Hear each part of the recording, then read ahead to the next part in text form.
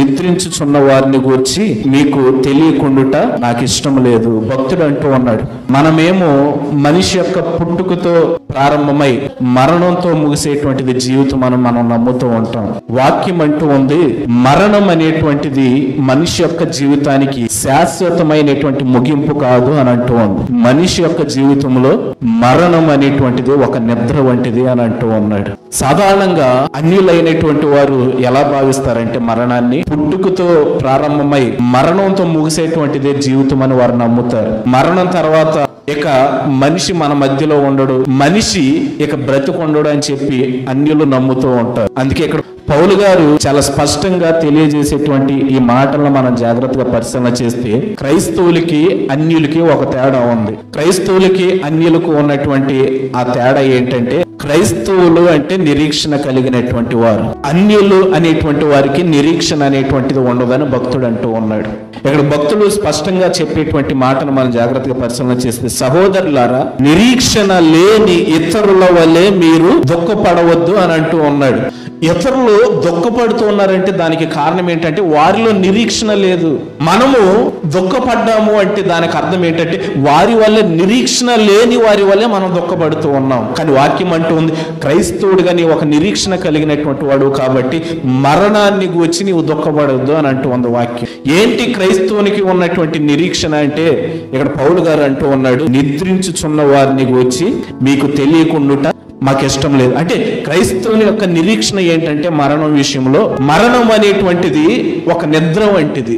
మరణం అనేటువంటిది మనిషి యొక్క జీవితానికి శాశ్వత ముగింపు కాదు.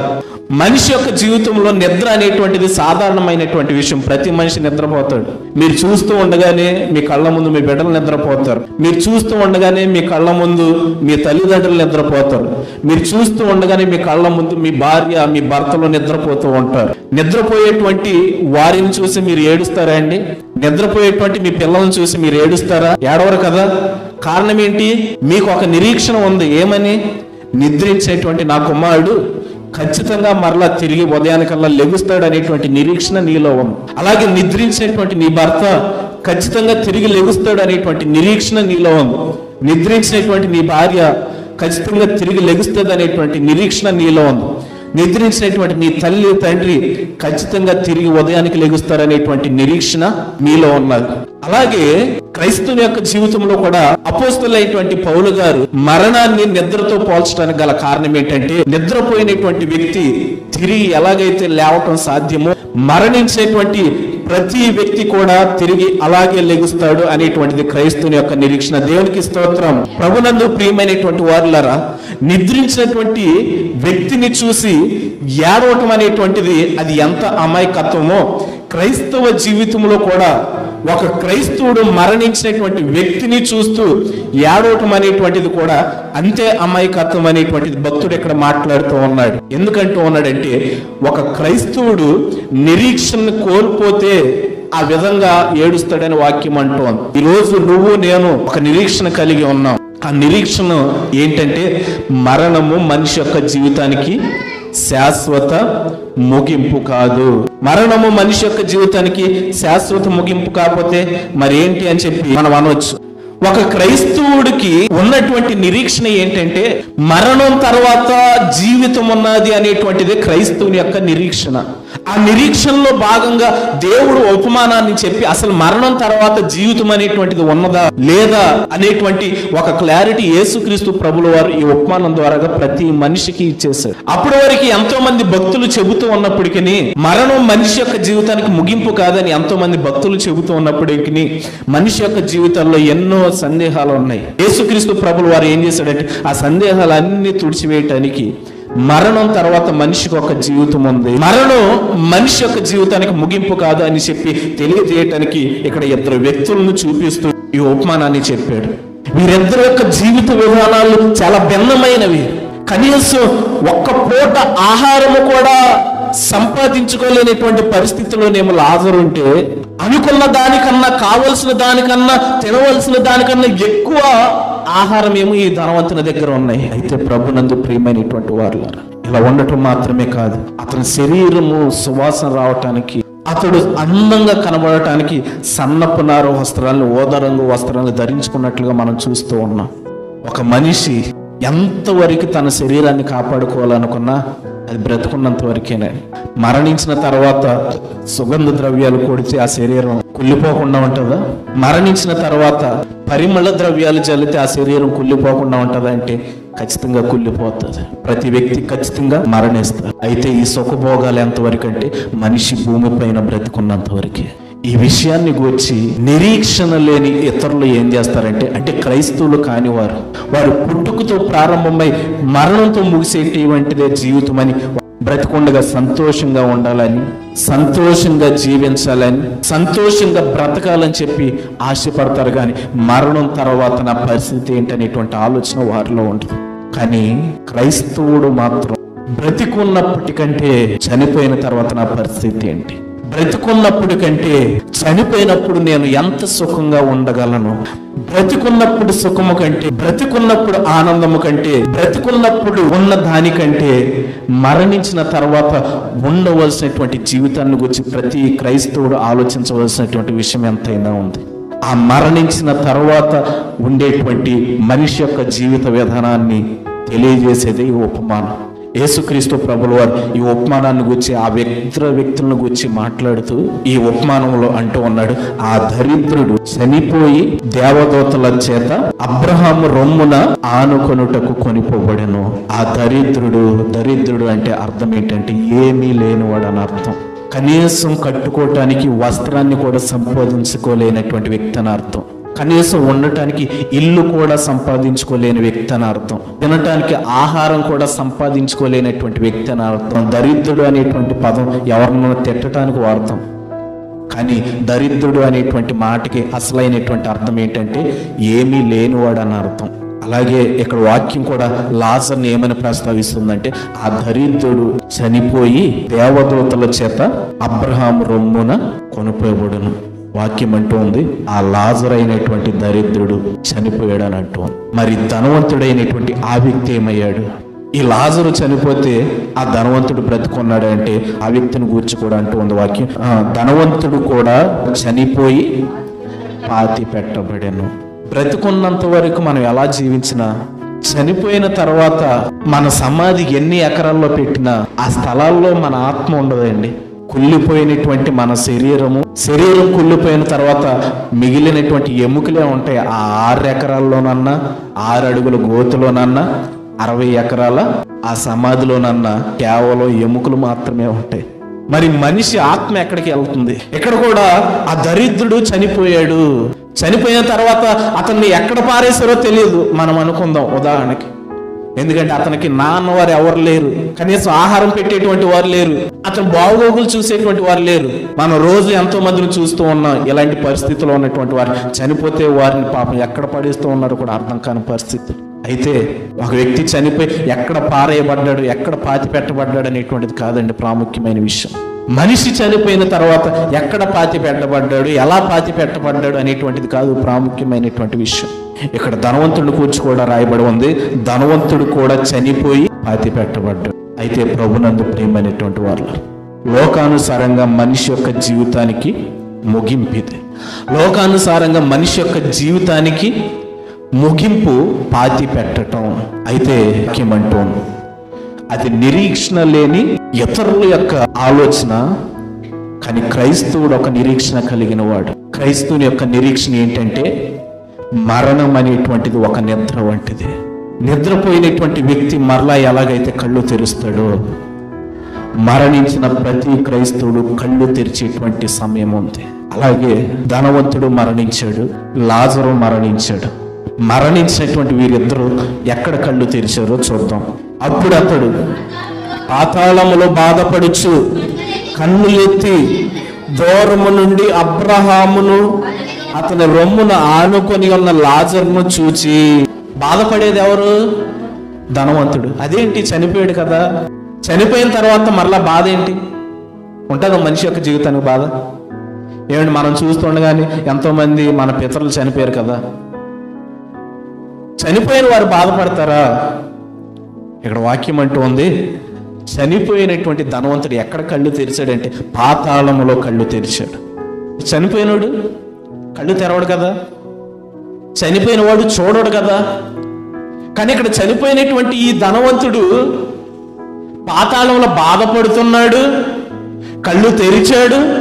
కళ్ళు తెరిచి చూస్తున్నాడు. ఎవరిని?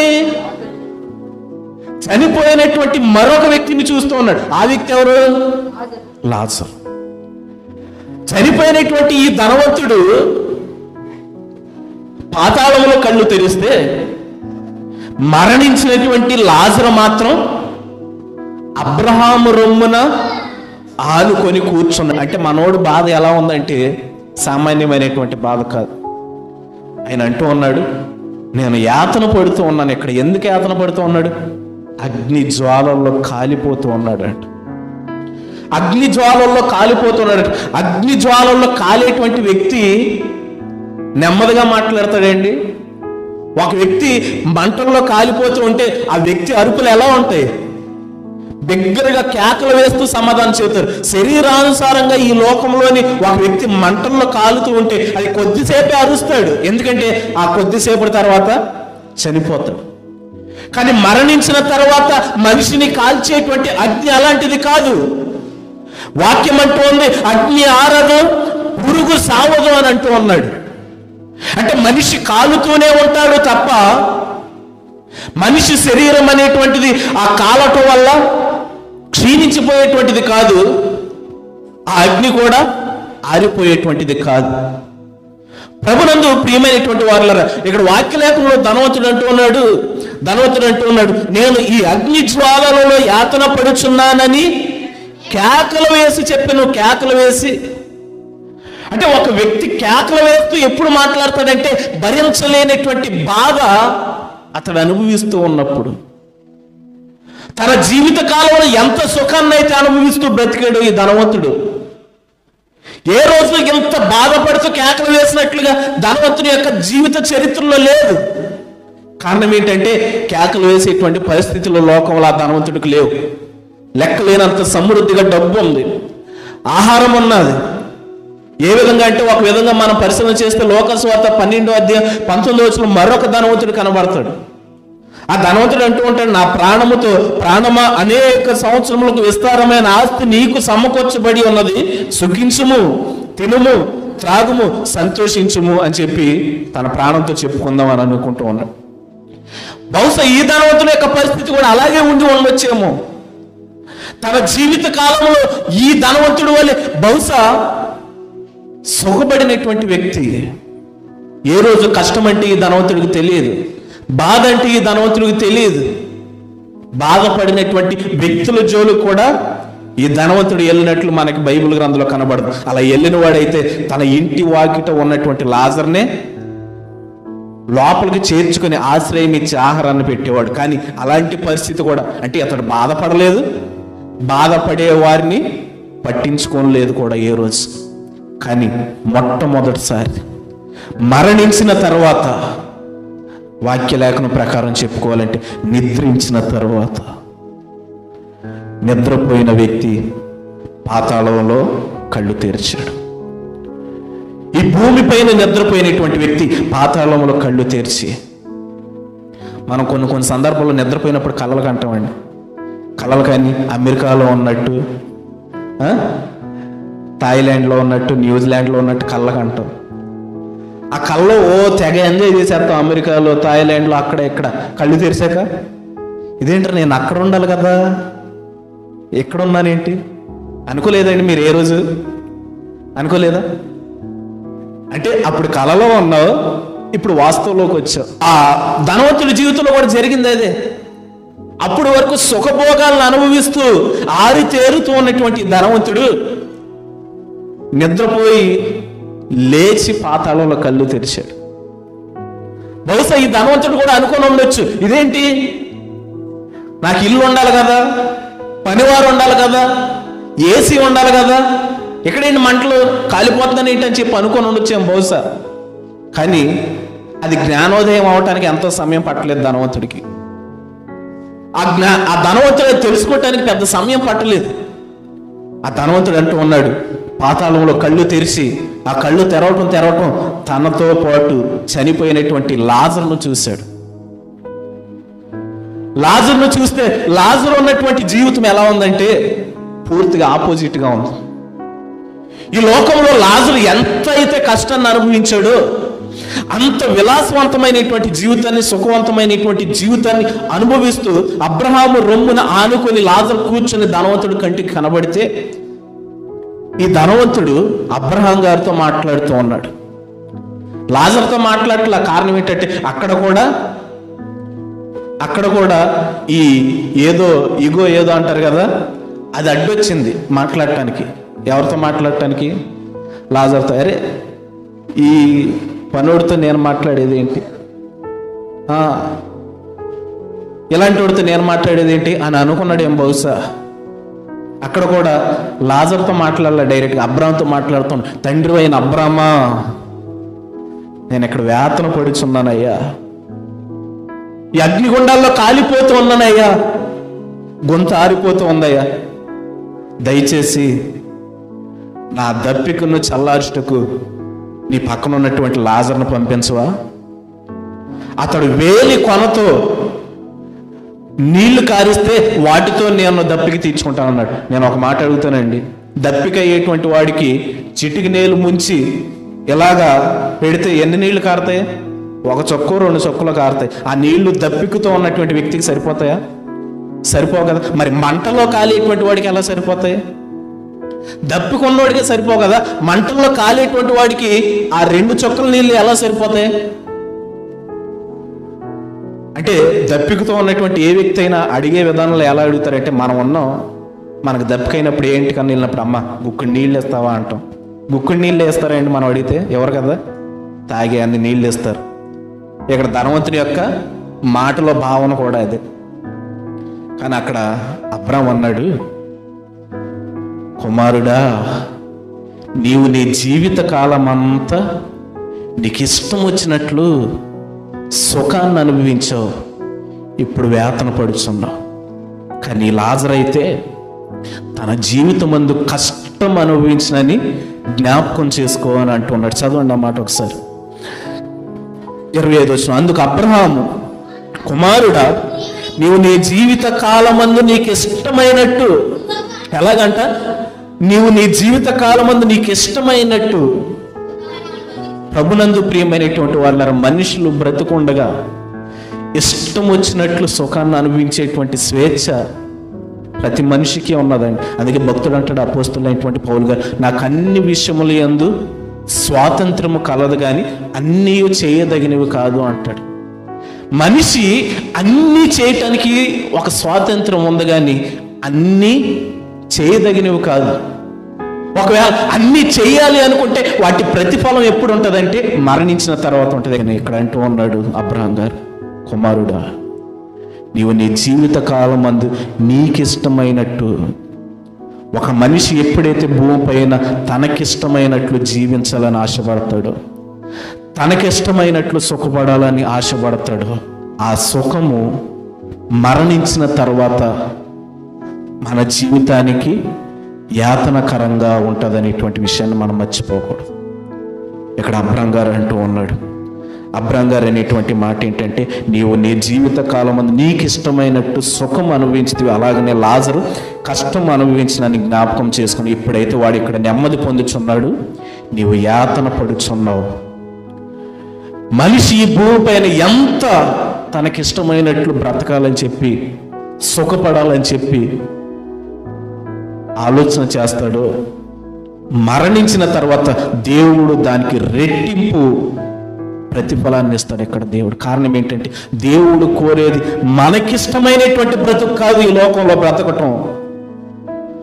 దేవుడు ఈ లోకంలో ఒక మనిషిని ప్రవేశపెట్టడానికి కారణం ఏంటంటే, తనకిష్టమైనటువంటి బ్రతుకు బ్రతకాలని చెప్పి దేవుడు ఈ లోకంలో మనిషిని ప్రవేశపెట్టాడు. దేవునికి స్తోత్రం.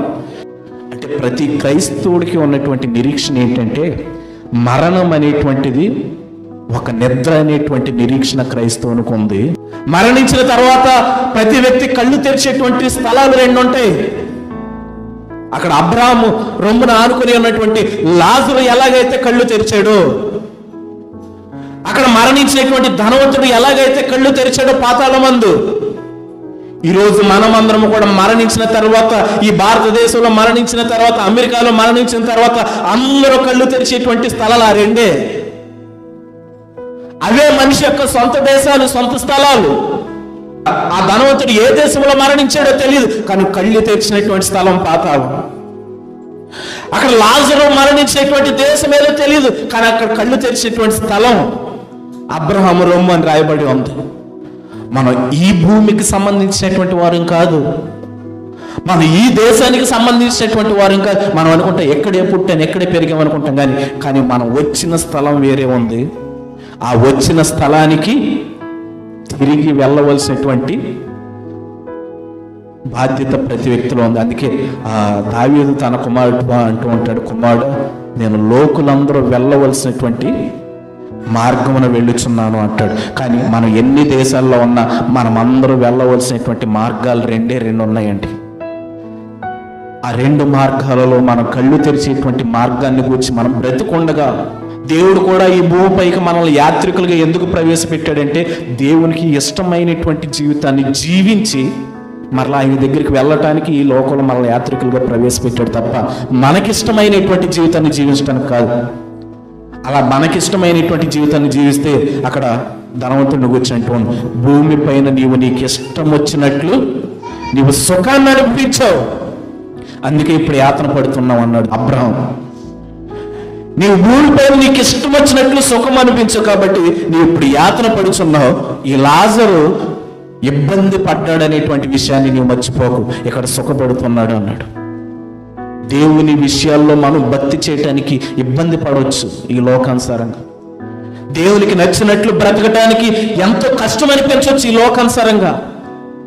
దేవునికి నచ్చే విధంగా జీవించాలి అంటే అది ఎంతో కష్టతరమైనటువంటి పరిస్థితి కావచ్చు ఈ లోకపరంగా. కానీ అది భూమిపైన ఉన్నంత వరకేనండి ఆ కష్టం. మరణించిన తర్వాత దానిని మించినటువంటి ఆనందము, సుఖం ఉంటుంది. దేవునికి స్తోత్రం. అయితే ప్రభునందు ప్రియమైనటువంటి వారు, మనిషి బ్రతికుండగా తెలుసుకోలేకపోతే ఈ విషయాన్ని ధనవంతుడు అబ్రహాంతో అంటున్నాడు, అయ్యా నా జీవిత కాలంలో నేను తెలుసుకోలేకపోయాను, చనిపోయిన తర్వాత ఇలా మరణం ఉంటుందని, చనిపోయిన తర్వాత ఇలాంటి జీవితం ఉంటుందని నేను నా జీవిత కాలంలో తెలుసుకోలేకపోయాను. ఇప్పుడు తెలుసుకున్నాను. నా తమ్ముళ్ళకు కూడా ఈ విషయం తెలియాలి. నేను ఎలాగైతే నాకు ఇష్టం వచ్చినట్లు లోకంలో బ్రతికానో, నా తమ్ముళ్ళు కూడా ఈ విషయం ఎరగక తెలియక వారికి ఇష్టం వచ్చినట్లు వారు కూడా బ్రతుకుతూ ఉన్నారు. కాబట్టి మృతుల్లో నుంచి ఎవరినైనా నా తమ్ముళ్ళ దగ్గరికి పంపించాయి. 5 తమ్ముళ్ళు ఉన్నారు నాకు. చనిపోయిన తర్వాత ఇలాంటి పరిస్థితి ఉంటుందని వారికి తెలిస్తే వారికి నాలాగా ఇష్టం వచ్చినట్లు బ్రతకకుండా వారు నీకు ఇష్టం వచ్చినట్లు బ్రతుకుతారు. కాబట్టి వారు ఇక్కడికి రాకుండా తప్పించుకుంటారంటే అబ్రహాం ఏమన్నాడంటే, వారికి ఈ విషయాలన్నీ చెప్పడానికి చనిపోయినోడు వెళ్ళి చెప్పాల్సిన పని లేదు, బ్రతుకున్నోళ్ళే ఉన్నారు. ఎవరంటున్నాడు? చనిపోయినోడు వెళ్ళి చెబితే ఏమంటారండి? ఇప్పుడు చనిపోయిన తర్వాత ఎలాంటి వేతనకరమైనటువంటి పరిస్థితి ఉంటుందని చనిపోయిన వాళ్ళు ఎవరన్నా మన దగ్గరికి వచ్చి, మీ తాతో, మీ నాయనమ్మో, మీ ముత్తాతో ఎవరో ఒకళ్ళు మీ దగ్గరికి వచ్చి నిలబడితే మీరు ఏం చేస్తారు? మాట్లాడే అవకాశం ఇస్తారు కనీసం? అబ్బా మా అమ్మమ్మ, మా నానమ్మ చనిపోయి ఎంత చక్కగా బతికొచ్చిందని చెప్పి వాటేసుకుంటామండి. చూడగానే పరుగులు తీస్తాం, అవునా కదా? అబ్రహాం గారు కూడా అన్నది అదే, అయ్యా ఈ విషయాలు నీ సహోదరులకి తెలియజేయటానికి మోషేయు ప్రవక్తలు వారి మధ్యన ఉన్నారు. ఈ విషయాన్ని వారు నీ సహోదరులకు తెలియజేస్తారు. వారి మాట కూడా వినకపోతే నీ సహోదరులు చనిపోయినోడు వెళ్ళి చెప్పినా కూడా వాళ్ళ మాట నమ్మరు అన్నాడు అబ్రహాం గారు. దేవునికి స్తోత్రం. అంటే మరణం తర్వాత జీవితాన్ని గూర్చి చెప్పేటువంటి వారు ఎవరు? దేవుని సేవకులైనటువంటి వారు. మరణం తర్వాత ఎటువంటి జీవితం ఉంటారో, జీవించవలసినటువంటి పరిస్థితి ఏంటో, భూమిపైన ఎలా జీవిస్తే మరణం తర్వాత మనిషి యొక్క జీవితం ఎలా ఉంటుందో తెలియజేయటానికి మోషేయు ప్రవక్తలు ఉన్నారని చెప్పి అబ్రహాము ధనవంతుడితో మాట్లాడాడు. అయితే ప్రభునందు ప్రియమైనటువంటి వారు, ఈరోజు మన జీవితం కూడా మరణం తర్వాత మేలైనటువంటి జీవితం ఉండాలి అంటే అది ఎలా ఉండాలనేటువంటిది మనం ఆలోచించేద్దాం. ఒక మనిషి బ్రతుకున్నప్పటి కంటే మరణించిన తరువాత అతని మరణము మేలైనదిగా ఉండాలండి. అప్పుడే ఈ జీవితానికి ఒక అర్థం అంటూ ఉంది. దేవుడు కోరుకునేటువంటిది ఇది. దేవుడు చెప్పినటువంటి మాట ఏంటంటే ఒకని జన్మదినము కంటే ఒకని మరణదినం మేలని చెప్పాడు. ఆ విధముగా ప్రతి వ్యక్తి యొక్క మరణదినం అనేటువంటిది మేలుకరంగా ఉండాలనేటువంటిది దేవుని యొక్క ఉద్దేశం. దేవునికి స్తోత్రం. ఆ విధంగా ప్రతి మనిషి యొక్క మరణ దినం అనేటువంటిది మేలైనటువంటిదిగా ఉండాలి అంటే ఆ బ్రతుకు ఎలా ఉండాలంట? దేవునికి నచ్చేటువంటి భక్తి చేసేటువంటి ఆ వ్యక్తి మరణించినప్పుడు ఆ మరణం అంట దేవుని దృష్టిలో అది ఎంతో విలువైనదిగా ఉంటుందంట. ఇప్పుడు మరణ దినం ఎందుకు మేలో తెలుసా? ఈరోజు ఒక వ్యక్తి చనిపోయాడంటే ఆ చనిపోయినటువంటి వ్యక్తి యొక్క మరణం ఎవరి దృష్టిలో అయితే విలువైనదిగా ఉంటుందో ఆ విలువను పొందుకున్నటువంటి వ్యక్తి యొక్క మరణం దేవుని దృష్టిలో మేలైనటువంటిదండి. ఒక మనిషి చనిపోయిన తర్వాత ఆ మనిషి మరణం మనుషులకు విలువైనటువంటిదిగా కాదు ఉండవలసింది. ఒక మనిషి చనిపోయిన తర్వాత ఆ మరణము దేవునికి విలువైనట్టుగా ఉంటే ఖచ్చితంగా ఆ మరణం మేలేనండి. అంటే ఒక వ్యక్తి యొక్క మరణ దినం అనేటువంటిది మేలుకరంగా లాభకరంగా ఎప్పుడు ఉంటుందంటే దేవుని కోసం మనిషి బ్రతికినప్పుడు భూమిపైన. పౌలు గారు తన జీవితం అంతా దేవుని కోసం బ్రతికాడు కాబట్టి ఆ మరణం యొక్క విలువను తెలుసుకోగలిగి పౌలు గారు అంటూ ఉన్నాడు, నేను దేవుని కోసమే బ్రతుకుతాను ఈ లోకంలో, దేవుని కోసమే జీవిస్తాను ఈ లోకంలో, జీవిస్తూ నేను చనిపోయినా కానీ అది నాకు లాభమే అంటూ ఉన్నాడు. అలాగే బ్రతికాడండి పౌలు గారు. ప్రభువునందు ఎవరైతే మృతి పొందుతారో ఆ ప్రభువునందు మృతులు ధన్యులని వాక్యం అంటూ ఉంది. కారణం ఏంటంటే ప్రభువునందు మృతులు ఆ మరణము దేవుని దృష్టిలో విలువైనటువంటిది కాబట్టి ఈ మృతులందరూ లాజరు ఉండేటువంటి ఆ స్థలానికి వెళ్తారండి. ఎవరైతే భక్తి చేసి మరణిస్తారో ఆ భక్తి చేసి మరణించేటువంటి వారి యొక్క మరణము దేవుని దృష్టిలో విలువైనది కాబట్టి దేవుని దృష్టిలో విలువైనటువంటి మరణాలన్నీ కూడా ఆ స్థలమందు ఉంచుతాయి.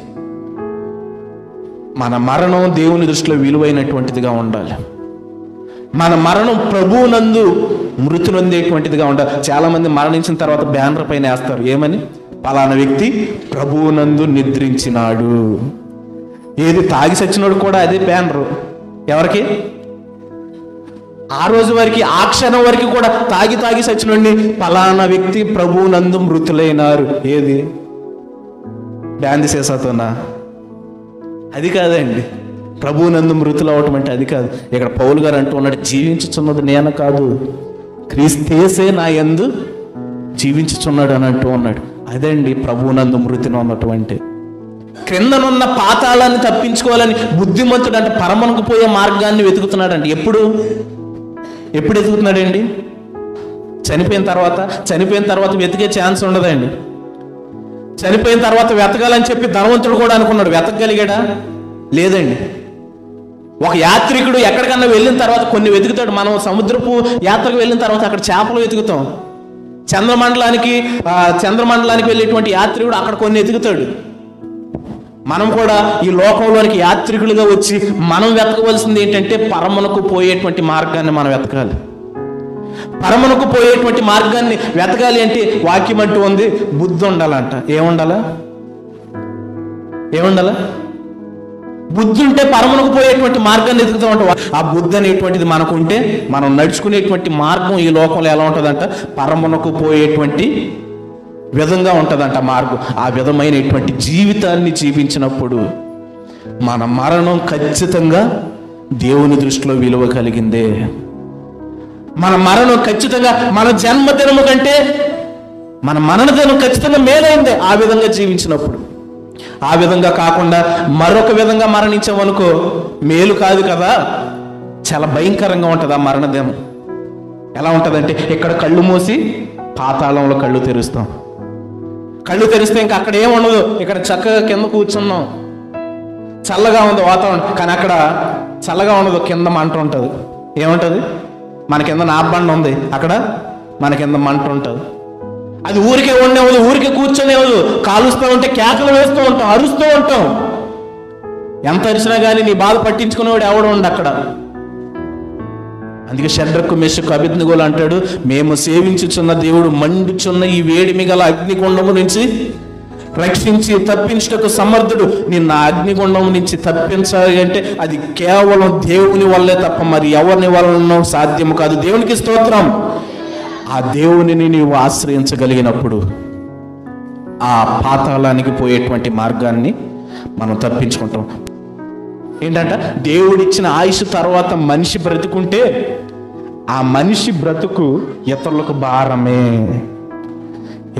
భారమే. కాబట్టి ప్రభునందు ప్రియమైనటువంటి వారిలారా, మరణ దినము మేలైనటువంటిదిగా ఉండాలి. మేలైనట్టుగా ఉండాలంటే ఆత్మీయ సంబంధంగా మనం భక్తి చేసి మరణిస్తే అది మేలైనదిగా ఉంటుంది. రెండవది, దేవుడిచ్చిన ఆయుష్ లోపు మనం మరణించాలని కోరుకోవాలి, కానీ ఎక్కువ కాలం బ్రతకాలని మనం కోరుకోకూడదండి. కోరుకుంటే అది మన జీవితంలో ఇతరులకు భారమే తప్ప దానివల్ల ప్రయోజనం ఉండదు. మరణమును చూడక బ్రతుకు నరుడెవడు అని అంటుంది వాక్యం. భూమిపైన పుట్టిన ప్రతి వ్యక్తి మరణిస్తాడు. అయితే నీ జన్మదినము కంటే నీ మరణ దినము మేలుగా ఉండాలి. కారణం ఏంటంటే నీ మరణ దినం మేలైనదిగా ఉంటే నీవు ఎక్కడ కళ్ళు మూసి అక్కడ కళ్ళు తెరుస్తావు. మేలైనదిగా లేకపోతే ఎక్కడ కళ్ళు మూసి పాతాళంలో కళ్ళు తెరుస్తావు. ఏది కావాలో వాక్యలేఖనం ప్రకారంగా నీవే కోరుకో. దేవుడి కొద్ది వాక్యలేఖనం ద్వారా మనందరినీ దీవించి ఆశీర్వదించునుగాక. Video link in description.